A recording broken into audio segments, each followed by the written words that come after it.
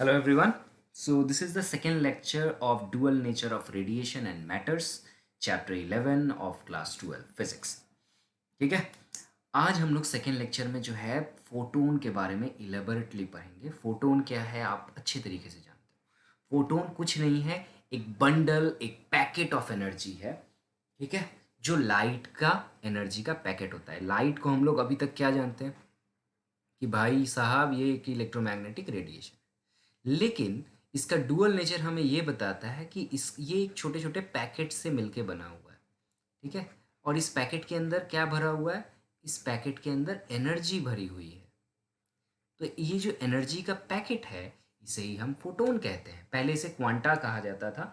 Albert Einstein ने इसका नाम दिया फोटोन। ठीक है, मैक्स प्लांक ने इसे क्वांटा नाम दिया था, क्वांटाज ऑफ एनर्जी। क्वांटा का मतलब होता है डिस्क्रीट पार्ट। ठीक है, तो उसके बाद एल्बर्ट आइंस्टाइन ने इसे फोटोन कहा और ये फोटोन नाम ज़्यादा फेमस हो गया क्वांटा से। ठीक है, और इसके अंदर कितना एनर्जी भरा रहता है ये मैक्स प्लांक ने बताया था, एल्बर्ट आइंस्टाइन ने नहीं बताया। और इनका जो इक्वेशन था कुछ ऐसा था कि एनर्जी जो है वो डायरेक्टली प्रोपोर्शनल रहता है फ्रीक्वेंसी का, और प्रोपोर्शनलिटी कांस्टेंट आता है H. So energy of photon is H nu, where H is Planck's constant and nu is the frequency. And further, what we know a relation between frequency and this, so nu is equal to c by lambda. Nu is equal to c by lambda, ये formula होता है। frequency is equal to speed of light divided by wavelength. c is called speed of light and lambda is called wavelength. ये equation mother equation है, भूलना नहीं सकते, इसको भूल नहीं सकते, और प्लांक्स कांस्टेंट का वैल्यू भी नहीं भूल सकते। प्रॉपर्टीज ऑफ फोटोन क्या क्या होता है? सबसे पहला बात, फोटोन क्या है? लाइट है ना, तो लाइट इसका स्पीड और लाइट का स्पीड सेम होना चाहिए। दूसरा बहुत इंपॉर्टेंट, रेस्ट मास फोटोन का नहीं होता। इसका ये मतलब है कि फोटोन जो है वो एग्जिस्ट ही नहीं करता है। जब तक कोई चीज मोशन में है तब तक ही फोटोन उसका नाम रहेगा। लाइट अगर मोशन में है, लाइट रेस्ट पे हो ही नहीं सकता। अब ये क्वेश्चन आपके मन में आएगा कि ये कैसा बेतुका बात है, रेस्ट मास, मोशन मास, काइनेटिक मास क्या होता है? तो देखो, हम लोग मैटर के बारे में बात कर रहे हैं। हम आप सब कोई क्या है? हम लोग मैटर है। हम लोग क्या हर वक्त दौड़ते रहते हैं? नहीं ना। हम मैटर हैं तो हम रेस्ट पे भी रह सकते हैं, मोशन पे भी रह सकते हैं। लेकिन फोटोन एक ऐसा मैटर है जो रेस्ट पे नहीं रह सकता। रेस्ट मास उसका जीरो होता है। काइनेटिक मास कितना होता है अगर आप पूछोगे, तो काइनेटिक मास का एक इक्वेशन होता है m is equal to 1/E/c²।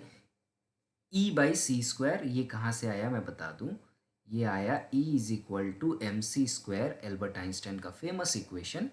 वहाँ से इस मास को हम लोग कहते हैं फोटोन का मोशन या kinetic mass, that will be energy divided by c²।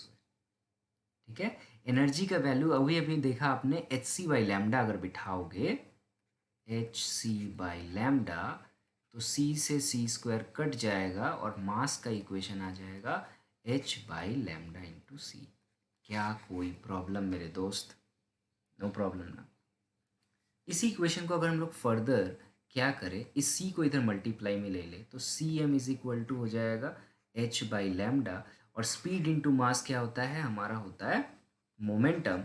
So momentum is equal to h by lambda, या lambda is equal to h by momentum, जो कि हमारा डी ब्रोगलीस का वेवलेंथ इक्वेशन जो यहाँ लिखा हुआ है। तो मोमेंटम ऑफ फोटोन कितना होगा? p is equal to E by C. देखो यहाँ से c मल्टीप्लाई कर लो ऊपर, तो ये इक्वेशन आ जाएगा। सिंपल सा इक्वेशन है, clear? Photon travel in a straight line. Obviously, light travel in a straight line, so photon is also travel in a straight line. Now, this is very important point, and I would say this is the most important point about photon, that energy of photon depend on the frequency of the photon, which I already mentioned in this equation. कि frequency जितना होगा उतना ही ज़्यादा उसका energy होगा, दोनों में direct relation है।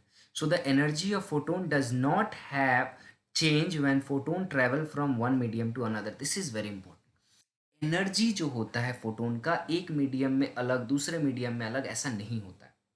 स्पीड ऑफ लाइट बदल जाता है मीडियम में, वेवलेंथ बदल जाता है मीडियम में, लेकिन फ्रीक्वेंसी नहीं बदलता, एनर्जी नहीं बदलता एक मीडियम से दूसरे मीडियम में।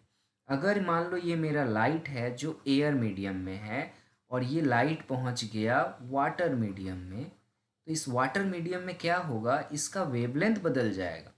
मान लो यहाँ पर इसका स्पीड है c, इसका वेवलेंथ है लैम्डा, इसका फ्रीक्वेंसी है न्यू।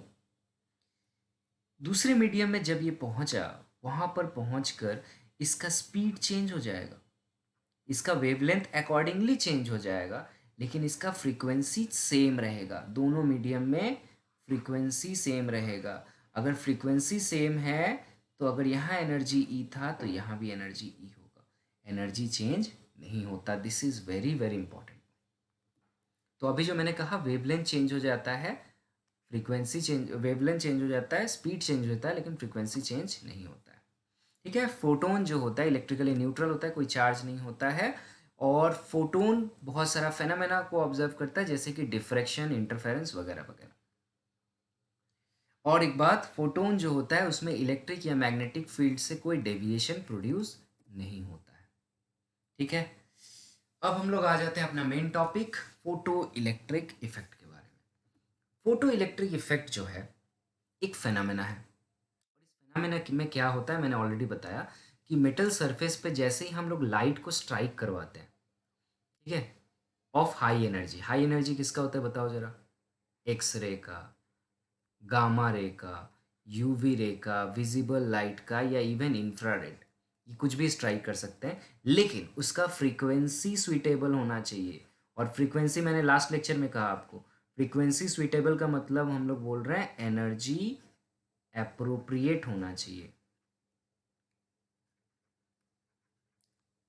और हाई एनर्जी होना चाहिए। देन क्या होगा, उसमें से इलेक्ट्रॉन एमिट करेंगे जिसे हम फोटो इलेक्ट्रिक इलेक्ट्रॉन कहेंगे, और इस इफेक्ट को हम लोग कहेंगे फोटो इलेक्ट्रिक इफेक्ट। ठीक है। So the electrons emitted are called photoelectrons and the currents constitute is called photoelectric current. Obviously ये तो कोई बड़ी बात नहीं है, ठीक है ना, ये तो कॉमन सी बात है जो लिखा हुआ है, फोटो इलेक्ट्रॉन और करंट अगर फ्लो होगा तो फोटो इलेक्ट्रिक करंट। हाँ, एक चीज बहुत इंपॉर्टेंट है नोट करने वाली कि को non metal also shows photo electric effect. Non metals में भी बहुत सारा फोटो इलेक्ट्रिक इफेक्ट होता है। Liquid gas also show this effect but to limited extension. So obviously बात है, देखो मेटल्स में क्यों होता है, मैंने फर्स्ट लेक्चर में फर्स्ट टॉपिक आपको बताया। मेटल का डेफिनेशन क्या होता है, metal is a donor of electron, non metal is a acceptor of electron. सो ये बहुत रेयर है कि नॉन मेटल में मिले। लिक्विड और गैस में क्या होता है, लिक्विड स्टेट या गैस स्टेट में इलेक्ट्रॉन्स का एमिशन को कैलकुलेट करना बहुत डिफिकल्ट होता है, इसीलिए इसको लिमिटेड एक्सटेंट में हम लोग ये भी करते हैं। ठीक है। तो यहाँ पर एक छोटा सा एग्जाम्पल बताया कि फोटो इलेक्ट्रिक इफेक्ट कैसा होता है। ऐसे यूवी लाइट गिरता है और ये जो इलेक्ट्रॉन्स होता है यहाँ से निकल जाते हैं किसी भी मेटल में से, यूवी का एनर्जी ज़्यादा होता है। अगर कोई दूसरा मेटल ले हम लोग एल्कली मेटल के अलावा, और वहाँ पर अगर विजिबल लाइट भेजें तो कोई फोटो इलेक्ट्रॉन्स बाहर नहीं निकलते हैं, लेकिन अगर एल्कली मेटल ले ले और वहाँ पर विजिबल लाइट हम लोग भेजें तो आराम से इलेक्ट्रॉन प्रोड्यूस होते हैं। और ये इसलिए होता है क्योंकि एल्कली मेटल का वर्क फंक्शन कम होता है। लास्ट क्लास मैंने बताया आपको, इनका वर्क फंक्शन लो होता है, इसी वजह से एल्कली मेटल्स में फोटो इलेक्ट्रिक इफेक्ट देखे जाते हैं, जबकि नॉन एल्कली मेटल्स में ये इफेक्ट नहीं देखे जाते विजिबल लाइट के लिए, लेकिन यूवी लाइट के लिए देखे जाएंगे क्योंकि यूवी लाइट का एनर्जी बहुत हाई होता है, बहुत हाई एनर्जी होता है यूवी रे का। इसीलिए तो कहा जाता है कि ओजोन लेयर हमें बचा रहा है, क्योंकि यूवी रे, कॉस्मिक रे, ये सारे आते हैं, ओजोन लेयर इनको एब्जॉर्ब कर लेता है और सिर्फ विजिबल लाइट को आने देता है। वरना यूवी रे अगर हमारे अर्थ तक पहुंचने लगे ना तो हमारा स्किन कैंसर हो जाएगा। They are so high energy. इस फोटो इलेक्ट्रिक इफेक्ट के लिए एक एक्सपेरिमेंटल सेटअप बनाया गया जिसमें ऐसा एक डिस्चार्ज ट्यूब लिया गया और W स्टैंड फॉर विंडो, यहाँ से लाइट को पास किया जाएगा, C stand for cathode, A stand for anode, and then इसको पोटेंशियल डिवाइडर से जोड़ दिया गया। ये पोटेंशियोमीटर है और ये हमारा की है, इसको बंद करोगे तो इलेक्ट्रिसिटी फ्लो होगा। और यहाँ पर डिटेक्शन के लिए हमने एक एमीटर लगा दिया है, माइक्रो लेवल का डिटेक्शन करेगा। अब क्या हो रहा है देखो, हमने सेटअप ज्वाइन कर लिया, वोल्ट मीटर भी लगा दिया, मुझे कितना वोल्टेज चाहिए उस हिसाब से मैं इस एरो को लेफ्ट और राइट मूव करूँगा। इधर इधर मूव करने से पोटेंशियल का वैल्यू यहाँ पर चेंज हो जाएगा जो मैं अप्लाई कर रहा हूँ। ठीक है। अब देखो मैं यहाँ पर मैंने क्या किया, की क्लोज किया, की को देखो क्लोज हो गया, ओके, ये की क्लोज कर दिया मैंने। जब मैंने की क्लोज किया और मैंने लाइट भेजा तो क्या हो रहा है, इलेक्ट्रॉन्स प्रोड्यूस हो रहे हैं और कैथोड से एनोड की तरफ भाग रहे हैं।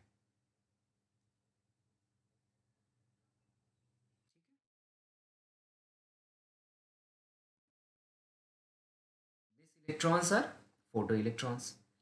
Now glass transmits only visible and infrared light but not UV light. ऐसा हमने एक सेटअप बना लिया, ठीक है, कि यूवी रे ना जाए। अगर ऐसा हो, इंफ्रारेड लाइट और विजिबल लाइट जाए तो क्या होगा, ये इफेक्ट नहीं होगा। और यहाँ पे एक क्वेश्चन लोग पूछते हैं कि हम लोग ग्लास क्यों नहीं यूज़ किए, क्वार्ट्ज क्यों यूज़ किए। बहुत सारे क्वेश्चंस पूछे जाते हैं कि क्वार्ट्ज विंडो क्यों यूज़ किया जाता है। तो एक रीज़न ये भी है इसका कि क्वार्ट्ज जो है ना वो यूवी रे को जाने देता है, जबकि ग्लास जो है वो यूवी रे को ब्लॉक कर लेता है। ये याद रखना आप। इसीलिए ये लाइन लिखा गया है कि glass transmit infrared light but not UV light and quartz transmit UV light. इसीलिए ये जो विंडो है ना ये क्वार्ट्ज का बना हुआ है।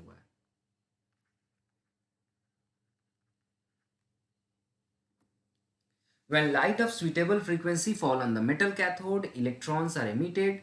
These electrons are attracted toward the positive anode and hence electric photoelectric current is constituted. Obviously बात है, जो चीज़ मैंने फोटो इलेक्ट्रिक इफेक्ट में बताया था वही तो है। और सुइटेबल फ्रीक्वेंसी का मतलब मैं बार बार नहीं बताऊंगा, इसका मतलब हाई एनर्जी का लाइट भेजा जाता है, ठीक है। अब आता है इस इफेक्ट का वेरियस डिपेंडेंसी। पहला क्वेश्चन सोचो तुम लोग, मान लो फोटो इलेक्ट्रिक इफेक्ट हो रहा है, ठीक है, ये मान लो फोटो इलेक्ट्रिक इफेक्ट हो रहा है फॉर फ्रीक्वेंसी न्यू वन, और मान लो ये ब्लू लाइट है, ठीक है, फोटो इलेक्ट्रिक इफेक्ट हो रहा है। अब मैं क्या कर सकता हूँ, मैं इसका इंटेंसिटी या तो बढ़ा सकता हूँ या इंटेंसिटी को घटा सकता हूँ। सपोज मैंने एक टॉर्च लिया है, उस टॉर्च में बहुत सारे लेवल हैं, level one low intensity, level two intermediate, level three high. ऐसा हो सकता है ना, टॉर्च में आपने देखा होगा, लो कर दिया, थोड़ा मीडियम रखा, हाई कर दिया। तो हम लोग इंटेंसिटी बढ़ा सकते हैं लाइट का। अगर मैं लाइट का इंटेंसिटी बढ़ाऊंगा तो आपको क्या लगता है, करंट बढ़ेगा? यही देखना है हमें। तो ये ऑब्जर्वेशन कुछ ऐसा है, इधर हम लोग एक्स एक्सिस पे इंटेंसिटी रखते हैं और वाई एक्सिस पे जितना करंट प्रोड्यूस हो रहा है फोटो करंट उसको रखते हैं। जैसे जैसे हम इंटेंसिटी बढ़ाते हैं वैसे वैसे फोटो करंट भी बढ़ता रहता है। सो इसमें डायरेक्ट रिलेशन होता है। फॉर अ फिक्स्ड फ्रीक्वेंसी, मैंने क्या कहा, फ्रीक्वेंसी को फिक्स कर दो, पहला काम, फ्रीक्वेंसी चेंज मत होने दो। ब्लू लाइट है तो ब्लू लाइट ही लेना है। Photo electric current increases linearly with increase the intensity of the light. ये पहला ऑब्जर्वेशन। दूसरा ऑब्जर्वेशन आता है effect of potential on photoelectric current. अब पोटेंशियल का क्या इफेक्ट होता है, पोटेंशियल आपको पता होगा, ये यहाँ पे आ जाओ, ये जो हम लोग पोटेंशियल ले रहे हैं ना, मैंने बताया इसको मैं वेरी कर सकता हूँ, ये पोटेंशियल सोर्स है और ये पोटेंशियोमीटर है।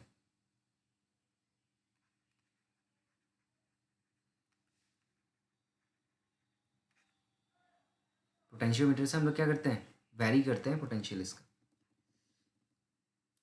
सो अगर ये देखा जाता है कि मैं वोल्टेज अप्लाई ना भी करूं, ठीक है, एनोड कैथोड के बीच में मैंने कितना रखा है, पोटेंशियल यहाँ पर जीरो रखा है, लेकिन अगर मैं लाइट भेज रहा हूँ अब फिक्स फ्रीक्वेंसी न्यू वन, तो देखा जाता है थोड़ा सा करंट फ्लो कर रहा है। कितना करंट फ्लो करता है, इतना करंट। जैसे जैसे मैं पोटेंशियल बढ़ाता हूँ, वोल्टेज बढ़ाता हूँ एनोड कैथोड के बीच में, तो मेरा फोटो करंट भी बढ़ने लगता है। लेकिन बढ़ते बढ़ते एक ऐसा टाइम आता है जब ये फोटो करंट सैचुरेट कर जाता है, अब नहीं बढ़ता है। आप जितना भी पोटेंशियल बढ़ा लो ये फोटो करंट फिक्स्ड हो जाता है फॉर इंटेंसिटी सपोज L1, ठीक है। अगर मैं इंटेंसिटी बढ़ा दूँ लाइट का और फिर से एक्सपेरिमेंट स्टार्ट करूँ फ्रॉम ज़ीरो से, तो देखा जाएगा कि पहले वाले इंटेंसिटी जो कम था उससे मेरा इंटेंसिटी बढ़ाने से मेरा फोटो करंट ज़्यादा प्रोड्यूस हो रहा है। इसी तरह मैं इंटेंसिटी अगर बढ़ाते जाऊँ तो ये बढ़ते जाएगा। मान लो L3 मैंने ले लिया, तो ये L3 कुछ ऐसा आएगा और L3 इनसे बड़ा हो।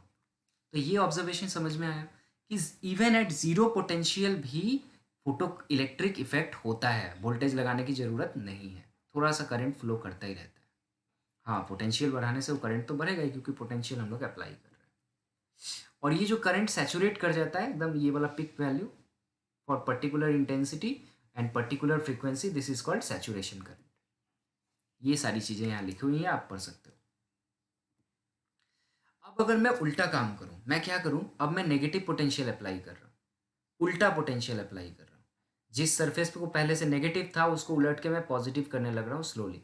जैसे ही मैं नेगेटिव पोटेंशियल अप्लाई करूँगा तो धीरे धीरे फोटो करंट कम होना शुरू होगा, और एक ऐसा टाइम आएगा जब ये फोटो इलेक्ट्रिक इफेक्ट होना बंद हो जाएगा। इस पॉइंट को हम लोग कहते हैं critical voltage.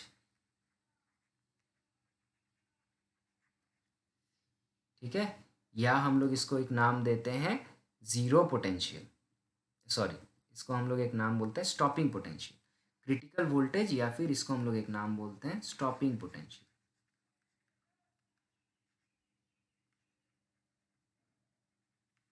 This potential is called critical potential और स्टॉपिंग पोटेंशियल। क्या समझ में आ गया दूसरा वाला point? And one more thing, ये इंपॉर्टेंट, बहुत इंपॉर्टेंट ऑब्जर्वेशन है कि देखो मैंने तीनों इंटेंसिटी के लिए अगर मैं निकालूं तो तीनों इंटेंसिटी के लिए स्टॉपिंग पोटेंशियल सेम होगा। तो ये स्टॉपिंग पोटेंशियल जो है ये इंटेंसिटी पे डिपेंड नहीं करता है। It does not depend on intensity but it depend on frequency, जो हम लोग नेक्स्ट देखेंगे। ये स्टॉपिंग पोटेंशियल इंटेंसिटी पे डिपेंड नहीं करता है। ये किस पे डिपेंड करेगा? ये फ्रीक्वेंसी पे डिपेंड करेगा, ये हम लोग देखेंगे। So effect of frequency on incident light on photoelectric current. तो ये देखो, ऑब्वियसली से बात है कि फोटो इलेक्ट्रिक इफेक्ट तभी होगा जब आप सुइटेबल फ्रीक्वेंसी एनर्जी आप दोगे। एनर्जी ऑफ फोटोन किस पे डिपेंड करता है? फ्रीक्वेंसी पे डिपेंड करता है। ये तो छोड़ो, नेक्स्ट फ्रीक्वेंसी का क्या इफेक्ट होता है स्टॉपिंग पोटेंशियल पे, जो अभी मैं बोल रहा था। तो देखो, एक फ्रीक्वेंसी के लिए मैंने एक ग्राफ बनाया, पॉजिटिव में मैंने पोटेंशियल अप्लाई किया तो ऐसे यहाँ से स्टार्ट हो रहा है। Let me take the same colour. तो यहाँ पे शुरू हुआ ज़ीरो से, मैंने जैसे जैसे पोटेंशियल बढ़ाया करंट बढ़ा, एट अ टाइम ये सैचुरेशन को रीच कर गया। जब मैंने नेगेटिव में करंट बढ़ाया तो ये VS1 पे आके स्टॉप हो गया। लेकिन जब मैंने फ्रीक्वेंसी चेंज कर दिया, ν2 कर दिया, and this frequency is more compare to the previous one, second frequency ज़्यादा है, तो क्या हो रहा है? स्टॉपिंग पोटेंशियल भी मुझे ज़्यादा देना पड़ रहा, लेकिन सैचुरेशन करंट दोनों के लिए सेम है, सेम सैचुरेशन।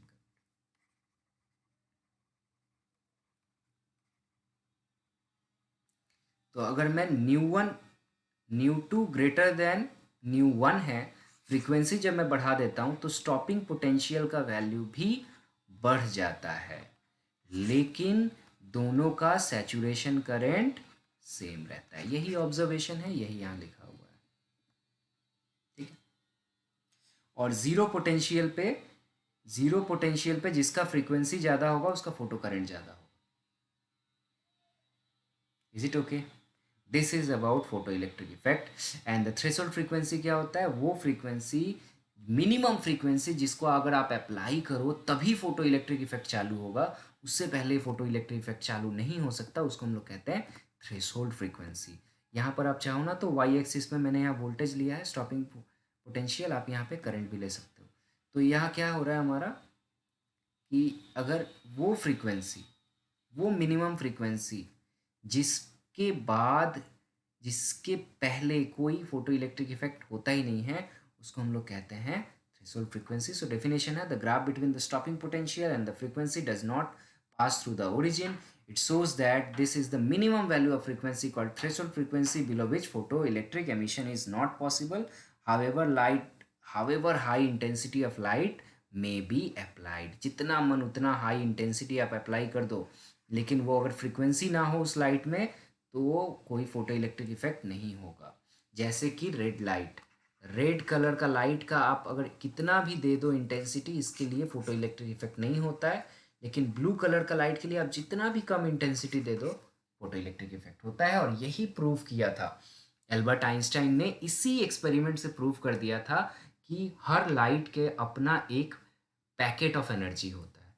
जैसे रेड लाइट के पास जो पैकेट है उसमें कम एनर्जी भरा हुआ है, लेकिन ब्लू लाइट का जो पैकेट है, फोटोन है, इसमें ज़्यादा एनर्जी भरा हुआ है। इसीलिए ब्लू लाइट जो है हम कितना भी कम इंटेंसिटी दे, इसका लो इंटेंसिटी भी हम दें तो भी फोटो इलेक्ट्रिक इफेक्ट होगा। लेकिन रेड लाइट का जितना भी आप हाई दे दो आप इंटेंसिटी, इसमें फोटो इलेक्ट्रिक इफेक्ट नहीं होगा। ठीक है ना। सो लॉ ऑफ एमिशन जो है ये यही है, for a given substance there is minimum value of frequency of incident light called threshold frequency.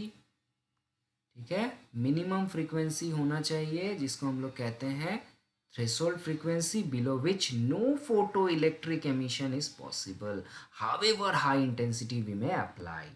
The number of photoelectrons emitted per second, एक सेकेंड में कितने फोटो इलेक्ट्रॉन एमिट हो रहे हैं, या जिसको हम लोग फोटो इलेक्ट्रिक करंट भी करते हैं, ये डायरेक्टली प्रोपोर्शनल होता है intensity of the incident light का, प्रोवाइडेड, हाँ, फ्रीक्वेंसी मेरा थ्रेशोल्ड से ज़्यादा होना होगा।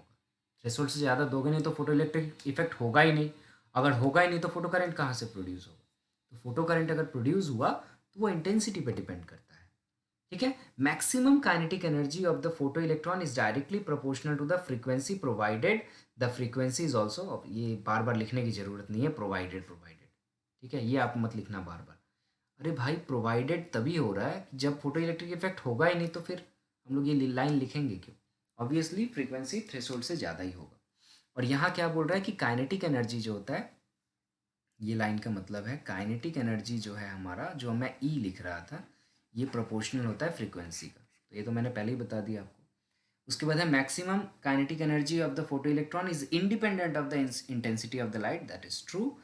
किसी एक इलेक्ट्रॉन का जो वहाँ से एमिट कर रहा है, उसका जो काइनेटिक एनर्जी है वो लाइट के इंटेंसिटी पे डिपेंड नहीं करता। जो अभी मैंने कहा, कितना भी लो इंटेंसिटी का आप लाइट दे दो, इलेक्ट्रॉन को एमिट होना है, वो एमिट होगा, क्योंकि वो एक एक पैकेट का एनर्जी सोखता है, एब्जॉर्ब करता है। तो वो आप ज़्यादा इंटेंसिटी दिए मतलब क्या, ज़्यादा पैकेट भेज दिए।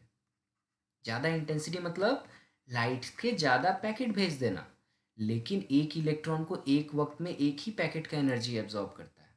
इसीलिए ये जो पॉइंट है मैंने रेड कलर से जो मार्क किया कि maximum kinetic energy of photon is independent of the intensity of light. ठीक है, लास्ट पॉइंट क्या है, the process of photo electric emission is instantaneous, obviously immediately होता है, लाइट गिरा और इलेक्ट्रॉन निकला, इसमें कोई डिले नहीं होता है। Okay, the photo electric emission is 1:1 for every photon, a suitable frequency of electron is emitted. जो अब लाइन अभी मैंने कहा कि एक इलेक्ट्रॉन, जैसे ये फोटोन है, सपोज करो ये क्या है मेरा फोटोन, ये जाके इलेक्ट्रॉन को स्ट्राइक किया, तो एक फोटोन एक इलेक्ट्रॉन लिया और यहाँ से एमिटेड हो। ऐसा नहीं कि 10 फोटोन जाके एब्जॉर्ब करेगा फिर निकलेगा, 1:1, एक फोटोन एक इलेक्ट्रॉन। यहाँ से आइंस्टाइन ने कुछ ऑब्जर्वेशंस किए और उनको दिया यहाँ पर। ये ऑब्जर्वेशंस क्या थे, सबसे पहला, when photon of energy h nu fall on metal surface, the energy of the photon is absorbed by the electron and used in two ways। ठीक है, क्या बोला मैंने, ये लाइट आया, इसमें बहुत सारे पैकेट्स हैं, इस पैकेट्स में एनर्जी भरा है, कितना भरा है, एच न्यू। ये जब इस मेटल सरफेस पे गिरेगा तो क्या हो सकता है, दो चीज़ें हो सकती है। पहला चीज़, इसका एक पैकेट फटेगा, उसको एक इलेक्ट्रॉन एब्जॉर्ब करेगा और यहाँ से बाहर निकल जाएगा। ठीक है, तो इसमें दो काम होगा। पहला काम क्या, कि एनर्जी को एब्जॉर्ब करके वर्क फंक्शन को ओवरकम करना होगा। ओवरकम वर्क फंक्शन मतलब क्या, ये मेटल सरफेस इसको पकड़ के रखा है, लेकिन इसको कितना एनर्जी देना होगा मुझे, फाई नॉट, इतना एनर्जी अगर मैं दे दूं तो ये इलेक्ट्रॉन फ्री हो जाएगा यहाँ से निकलने के लिए, और निकलने के बाद इसके पास कुछ काइनेटिक एनर्जी होगा। तो ये जो एनर्जी आ रहा है, एनर्जी ऑफ फोटोन जो है, ये दो पार्ट में भाग हो जा रहा है। पहला तो इसके वर्क फंक्शन में, और दूसरा इसके काइनेटिक एनर्जी। ठीक है ना, देखो यही लिखा है। तो जो ये जो भी मैंने बताया वो यहाँ पर लिखा हुआ है। तो यहाँ पर हम लोग बोल सकते हैं कि ये है फोटोन का एनर्जी,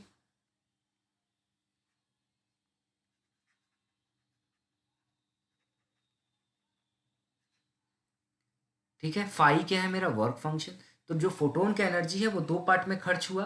पहला खर्च हुआ इलेक्ट्रॉन को फ्री करने के लिए, भाई तू फ्री हो जाए पहले। कितना एनर्जी चाहिए तुझे फ्री होने के लिए, मुझे वर्क फंक्शन के बराबर का एनर्जी चाहिए, चलो ले लो। और निकलने के बाद बाकी बचा हुआ एनर्जी कहाँ जाएगा? Law of conservation of energy क्या कहता है कि जितना एनर्जी है वो पूरा खर्च होना चाहिए। तो एक पार्ट चला गया वर्क फंक्शन में और दूसरा पार्ट चला गया उसको काइनेटिक एनर्जी प्रोवाइड करने में। जितना ज़्यादा फोटोन का एनर्जी होगा उतना ही ज़्यादा, वर्क फंक्शन तो फिक्स्ड होता है मेटल का, उतना ही ज़्यादा काइनेटिक एनर्जी होगा। ठीक है, सो मिनिमम एनर्जी मेरा कितना होगा जो वर्क फंक्शन को ओवरकम करने के लिए, उसको हम लोग न्यू ज़ीरो कहते हैं और इसको हम लोग कहते हैं थ्रेशोल्ड फ्रीक्वेंसी। सो ये फाई नॉट या इसको वर्क फंक्शन भी कहा जाता है, that is equal to H into nu zero, where nu is the threshold frequency. और इस एनर्जी को, वर्क फंक्शन को बहुत बार थ्रेशोल्ड एनर्जी भी कहा जाता है, याद रखना ये। वर्क फंक्शन को थ्रेशोल्ड एनर्जी भी कहा जाता है। यही है सिंपल सा, ये जो इक्वेशन आपने देखा इसी को हम लोग कहते हैं आइंस्टाइन का इक्वेशन। सो एच न्यू बराबर H nu naught plus half M V square, तो यहाँ पे energy of electron is equal to half M V square is H nu minus nu naught आ जाता है। ये थोड़ा सा एक डेरिवेशन यहाँ पे किया हमने, यही है आइंस्टाइन का इक्वेशन। फोटो इलेक्ट्रिक इफेक्ट का वेरिफिकेशन या आइंस्टाइन का इक्वेशन का वेरिफिकेशन हम लोग कैसे कर सकते हैं? बहुत सिंपल है। सबसे पहला बात, if new is less than new not, मतलब अगर मैं फ्रीक्वेंसी दूं और वो फ्रीक्वेंसी थ्रेशोल्ड फ्रीक्वेंसी से भी कम हो, जो मैं रेड और ब्लू के बारे में बोल रहा था, मतलब इतना फ्रीक्वेंसी न्यू नॉट अगर आप देते हो तो फिर मेरा फोटो इलेक्ट्रिक इफेक्ट होता है। उससे कम अगर फ्रीक्वेंसी आप दोगे तो क्या होगा? अगर इससे कम फ्रीक्वेंसी दे, इस इक्वेशन में पुट करें, तो इस इक्वेशन में मेरा न्यू माइनस न्यू नॉट जो है, न्यू छोटा हो गया तो ये नेगेटिव हो जाएगा। और अगर ये नेगेटिव होगा तो काइनेटिक एनर्जी नेगेटिव हो जाएगा। तो ये क्या कभी पॉसिबल है? कभी नहीं है। देयरफॉर फोटो इलेक्ट्रिक इफेक्ट तभी हो सकता है जब मेरा फ्रीक्वेंसी थ्रेशोल्ड फ्रीक्वेंसी से ज़्यादा हो, पहला पॉइंट। दूसरा point, since one photon emitted पर इलेक्ट्रॉन, एक फोटोन एब्जॉर्ब होगा, एक इलेक्ट्रॉन एमिट होगा, so the number of photons emitted per second is directly proportional to the intensity of the incident light. True.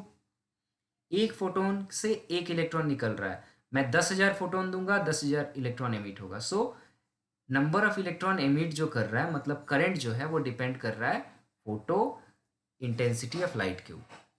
Next क्या बोल रहा है, it is clear that energy, kinetic energy is proportional to frequency. This is kinetic energy and this is proportional to frequency. जितना ज़्यादा frequency होगा, यहाँ से clear है ना, एच तो कांस्टेंट है, कॉमन ले लो। सो काइनेटिक एनर्जी फ्रीक्वेंसी का प्रोपोर्शनल होता है।